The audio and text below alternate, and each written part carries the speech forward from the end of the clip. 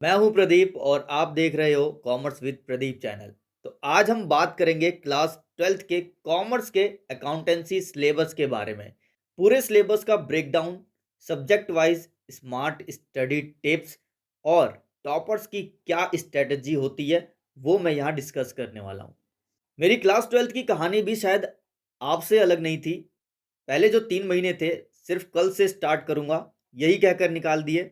जब समझा सिलेबस क्या है तब तक हाफ ईयरली एग्जाम आ चुके थे। लेकिन आप स्मार्टली स्टार्ट करते हो तो आप 90 प्लस इजीली स्कोर कर सकते हो बिना स्ट्रेस के। चलो छोड़ो पुरानी बातें, अब सीधे चलते हैं सिलेबस की तरफ। एकदम क्लियर, क्रिस्प और एग्जाम फोकस्ड। हाँ जी, तो आपकी स्क्रीन पर आ चुका है अकाउंटेंसी का पूरा सिलेबस, जिसमें पार्ट ए में है accounting for partnership firm and companies. देखा जाए तो दो यूनिट है यहाँ पर। फर्स्ट यूनिट में अकाउंटिंग फॉर पार्टनरशिप फर्म जो कि पूरे 36 मार्क्स का है। यूनिट 2 अकाउंटिंग फॉर कंपनीज जो कि 24 मार्क्स का है। यानी कि आपके टोटल 60 मार्क्स यहाँ पर कवर हो जाते हैं। नेक्स्ट पार्ट बी में फाइनेंशियल स्टेटमेंट एनालिसिस के बारे में बात करेंगे। Unit 3 analysis of financial statement जो कि 12 मार्क्स का है। यूनिट 4 कैश फ्लो स्टेटमेंट जो कि 8 मार्क्स का है। यहाँ पर आपके पूरे 20 मार्क्स कवर होते हैं। अब जो 20 मार्क्स बचे हैं वो है पार्ट सी, प्रोजेक्ट वर्क। इसमें आपका वाइवा और प्रोजेक्ट फाइल के मार्क्स जुड़ते हैं। प्रोजेक्ट फाइल के 12 मार्क्स एंड वाइवा के आपके 8 मार्क्स। इसमें ऑप्शन मिल जाता है आप लोगों को कंप्यूटराइज अकाउंटिंग लेने का भी। चलिए बिना किसी देरी के पार्ट ए में क्या कंसीडर किया जाता है उसके बारे में हम बात कर लेते हैं। Accounting for partnership firms and companies. Unit 1 accounting for partnership firm. यहाँ पर पार्टनरशिप क्या होती है, उसके फीचर्स क्या होते हैं, पार्टनरशिप डीड क्या होती है, इंडियन पार्टनरशिप एक्ट 1932 के प्रोविजंस क्या है, यहाँ पर हम ये सब कुछ डिस्कस करने वाले हैं। Fixed and fluctuating capital accounts क्या होता है, पास्ट एडजस्टमेंट के बेस पर किस तरीके से interest on capital, interest on drawing, salary and profit sharing ratio को समझेंगे। गुडविल का एक सेपरेट चैप्टर बन जाता है। बहुत ही इंटरेस्टिंग एंड सेपरेट क्वेश्चन इसमें से एग्जाम में आता है, तो इन सबको हम इस चैप्टर में कवर करने वाले हैं। नेक्स्ट आपका accounting for partnership firm, reconstitution and dissolution. इसमें हम पढ़ने वाले हैं change in profit sharing ratio के बारे में। जो एग्जिस्टिंग पार्टनर हैं उनके क्या सैक्रिफाइंग रेशियो होते हैं, गेनिंग रेशियो क्या होता है, ये सब कुछ समझने वाले हैं। हम देखेंगे कि किस तरीके से accounting for revaluation of assets and reassessment of liabilities and treatment of reserves, accumulated profit and loss. इसमें हम रिवैल्यूएशन अकाउंट को बनाना सीखेंगे एंड बैलेंस शीट भी कवर करेंगे। तो ये दोस्तों मैं एक एक करके ब्रेक डाउन करते जा रहा हूं जिससे कि आपको बहुत अच्छे से समझ में आ जाए कि आगे आपको पढ़ना क्या है। Next topic is admission of partner. जब कोई पार्टनरशिप में एक नया पार्टनर आता है तो किस तरीके से उस पार्टनरशिप फॉर्म पर इम्पैक्ट पड़ते हैं, शेयरिंग प्रॉफिट रेशियो को लेकर, रिवैल्यूएशन एसेट्स को लेकर, जो भी लायबिलिटीज है उनकी क्या ट्रीटमेंट होती है, ये सब कुछ इसमें हम कवर करेंगे। नेक्स्ट टॉपिक आपका retirement and death of a partner.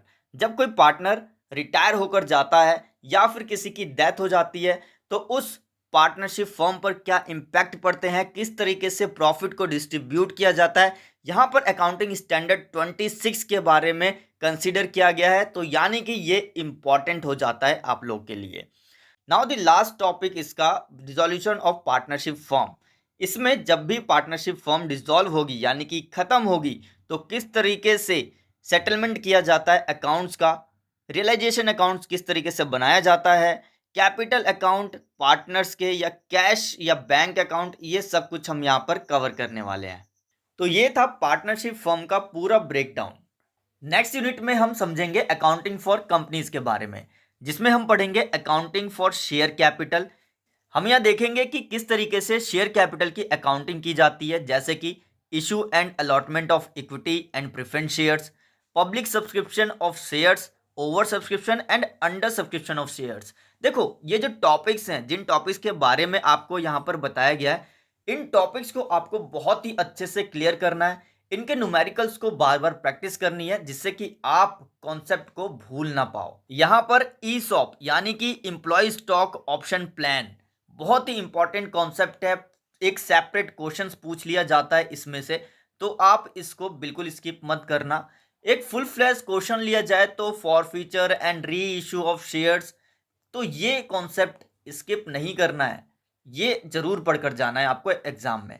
Next, equity share और प्रेफरेंस शेयर के बाद आपके पास अकाउंटिंग फॉर डिवेंचर्स आ जाता है, जिसमें डिवेंचर्स के मीनिंग, कितने टाइप्स होते हैं, किस तरीके से इशू किया जाता है, पार, प्रीमियम, डिस्काउंट, ये सब कुछ इसमें हम पढ़ने वाले हैं।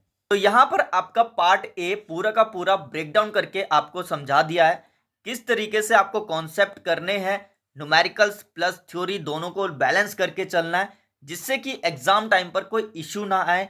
प्रॉपर हैंड रिटन नोट्स का यूज करना है, जिससे कि आप स्टडी से डिस्ट्रैक्ट ना हो। नेक्स्ट हम बात करेंगे पार्ट बी में financial statement analysis.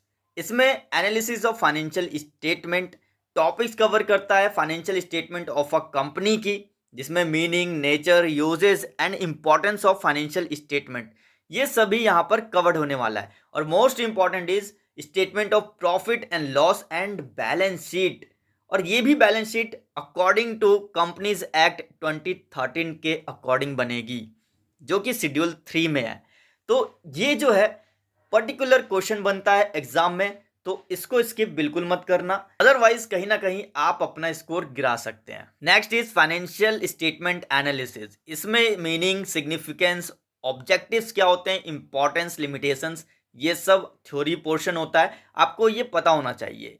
Next is what are the tools requirement for the financial statement analysis. क्या टूल्स रिक्वायरमेंट होती हैं वो सब यहाँ पर समझेंगे, जैसे कि कंपैरेटिव स्टेटमेंट हो गया, कॉमन साइज स्टेटमेंट्स हो गई, ratio analysis and cash flow statement, ये बहुत ही ज़्यादा इंपॉर्टेंट है। और अकाउंटिंग रेशियो की बात की जाए तो liquidity ratio, solvency ratio, activity ratio और प्रॉफिटेबिलिटी रेशियो, ये रेशियो आपको कंप्लीटली पता होना चाहिए। न्यूमेरिकल्स प्लस थ्योरी दोनों ही आपको लेकर चलना है।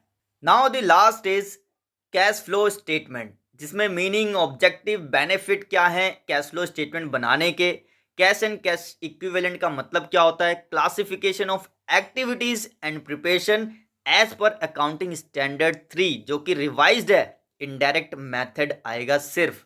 तो कैश फ्लो स्टेटमेंट आपको बहुत ही अच्छे से क्लियर होना चाहिए, क्योंकि एग्जाम में सेपरेट क्वेश्चन बनता है इसके बिहाफ पर। दोस्तों, ये था अकाउंटेंसी का पूरा सिलेबस का ब्रेकडाउन। आई होप आपको बहुत ही अच्छे से क्लियर हो गया होगा। अगर फिर भी कुछ डाउट है तो कमेंट में आप मेंशन जरूर करें, मैं उसको नेक्स्ट वीडियो में क्लियर करने की कोशिश करूंगा। तो दोस्तों, अगर आपको ये वीडियो हेल्पफुल लगा हो तो इसे लाइक करें और अपने दोस्तों के साथ शेयर जरूर करें, ताकि वो भी इसका बेनिफिट उठा सकें। और हाँ, नए एजुकेशनल टॉपिक के लिए चैनल को सब्सक्राइब करना ना भूलें। मिलते हैं अपनी नेक्स्ट वीडियो में। Till then take care, bye bye and all the best.